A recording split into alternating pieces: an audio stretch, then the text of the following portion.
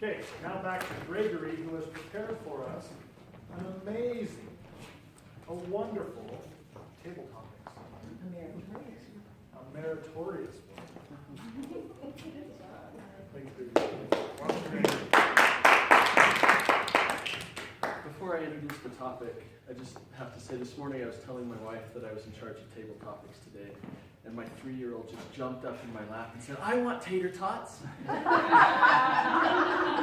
And I said, "No, I'm sorry, I said table topics." She said, "Well, I want to eat some. Will you say some for me?" So all of you who speak to us today, I'm excited to hear you. Just make it meritorious and delicious, because I'm taking it home to a 3-year-old who's very, very excited to hear about it. And now the topic. I do not like that man. I must get to know him better. That wisdom from Abraham Lincoln became very real to me last week when I said goodbye to a pompous rhinoceros that I met 4 years ago. From the moment that I met him, I despised him, and he was very happy to reciprocate. He was loud and arrogant and overbearing and always right. For the last 4 years, as we've been in constant and involuntary contact, I have chafed and just wished for the day that I would be free from him. And about 6 months ago, I finally decided that I had had enough of the animosity, I had enough of the friction, and I decided that I was going to become his friend, whether he liked it or not, whether I liked it or not. And I started consciously and intentionally seeing him differently and treating him differently, and he became a different person, to me anyway. I don't know if he changed, but I know that when I changed the way that I treated him, when I changed the way that I saw him, to me, he changed. And we have become friends. We've come to grudgingly respect each other, and even though we don't like each other, we have come to love each other, which I think is even more important. As inevitably happens, life is now taking us in different directions, and last week we said goodbye to each other. And I was surprised as we said goodbye when he started to cry. Well, he didn't cry, but he started to. And I was even more surprised that I felt the same way. So as I've been learning that lesson this week, that through that experience, I have wanted to learn from you all. I've wanted to learn about the experiences that you've had with misjudging someone, misperceiving someone, and then later coming to discover that they were not the person that you thought they were. So with that, I would love to hear from Patrick.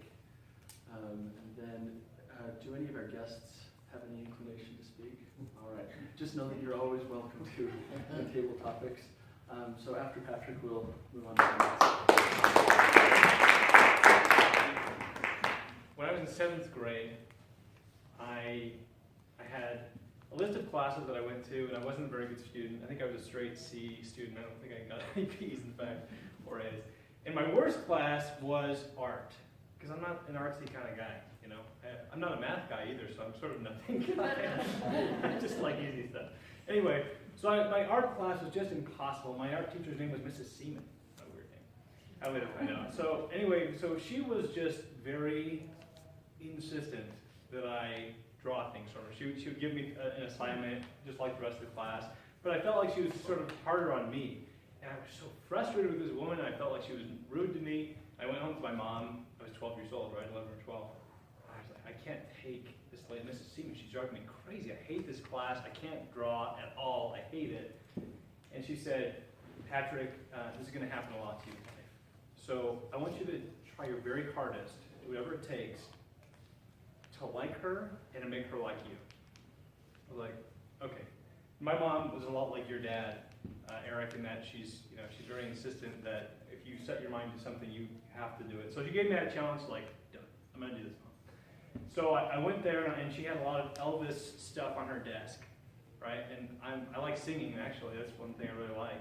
And so I was like, Mrs. Seaman, let me sing you an Elvis song. And I sang her, I can't remember which song that Elvis sang, but she loved it. All she could talk about was this stupid song that I had sung her, and we became fast friends. And actually, even after I got out of that class, I would go at the end of my periods at school and visit with her in her art class, spend 10, 15 minutes every single day during my middle school career. And a woman I started out hating ended up being one of my best friends, and we still talk on Facebook today.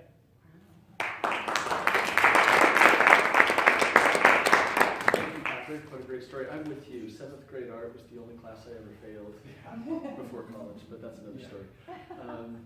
So great. Thank you so much. Kevin, can we have you come up and share? Sure.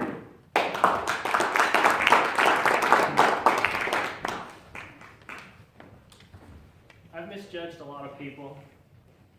Taking this topic, I'll just talk about my mission, how I got misjudged a couple of times and it turned out good by the end. A couple of companions I was with served in El Salvador, and 2 Latino companions.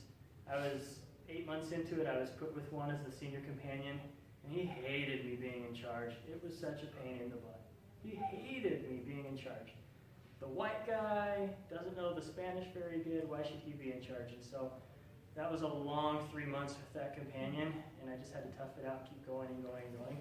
And I never quite figured out what he didn't like about me. And then my second to last companion, he was 21 months into the mission, and he hated me as well at first. I think he had hated his whole mission, frankly. He hadn't done much from what the mission president said, and he was struggling. And we got to the end and had worked together. And before both those missionaries left their missions, they both were able to come to me, and they ended up saying, "I completely misjudged you. Things were incredibly better, far better than I had imagined along the way." And then looking back, I realized, wow, you were actually a great companion to be with, and maybe they were juxtaposing me with other people who they were with. I don't know if I was really meritorious of it. That was really nice to have people hate me, but then they were able to see that I was a lot better, at being a missionary than they had realized along the way.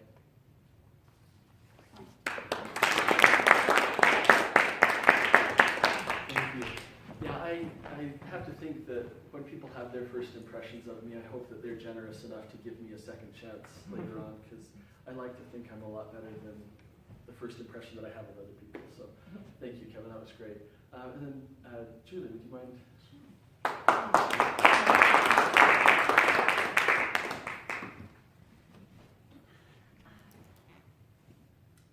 When I was a young adult, I worked in a teenage lockup. I actually had been a runaway teenager, so I kind of knew where these girls were coming from. But still, as you guys probably know, I'm a little bit soft-spoken and not quite, especially not having had kids, I wasn't really that strict or anything. And the staff told me right up, you have to be strict with these girls because they will walk all over you if you don't. And so in my mind, I thought, okay, these girls are like hoodlums, they're just coming off the streets. Some of them were, they're homeless. Some of them were getting into drugs and trying to drink even like bath products just to try to get some kind of chemical high. So they were just, in my mind, I was thinking, these girls are just trouble. And they kind of proved it to me one time when they tried to jump the fence. One of them distracted me as I was kind of monitoring the others and tried to get my attention away so that the others could jump the fence. I pulled them down and they pulled a whole bunch of my hair out and we just rumbled on the ground. And so in my mind, I still was thinking, these girls are just, just awful, terrible.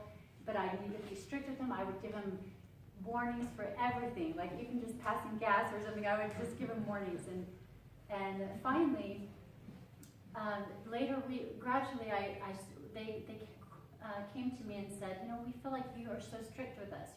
You don't care about us, and they were just all telling me how they felt about it. And I'm like, well, I do care, but I want you guys to respect me and respect the rules, and the faster you respect that, the sooner you'll go home.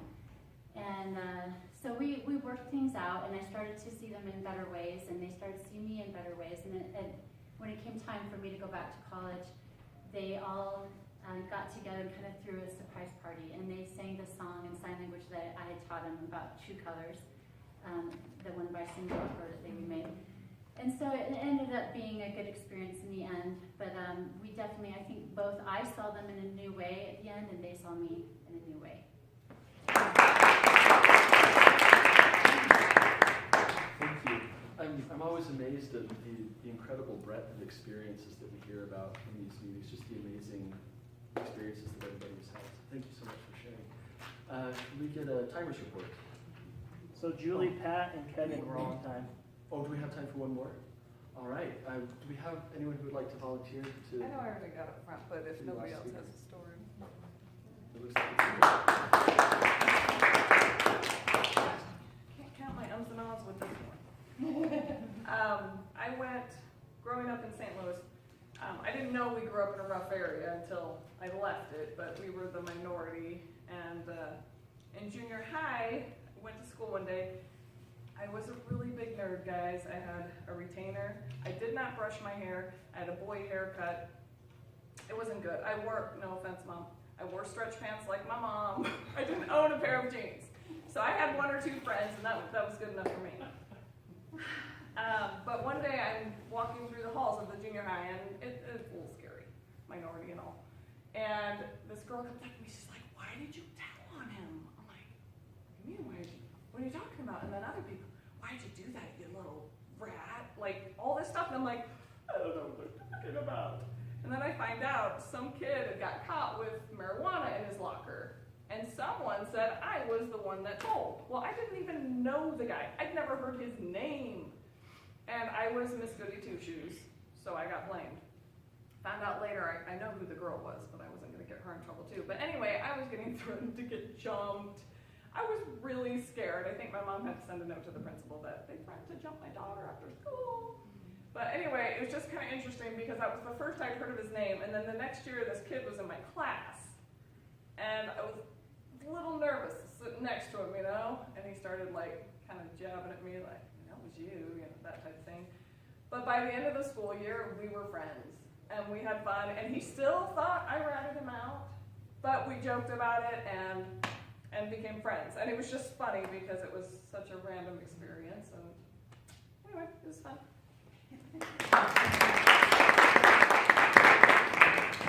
Great, thank you for sharing that. Kevin, our timers report. Yeah, everybody.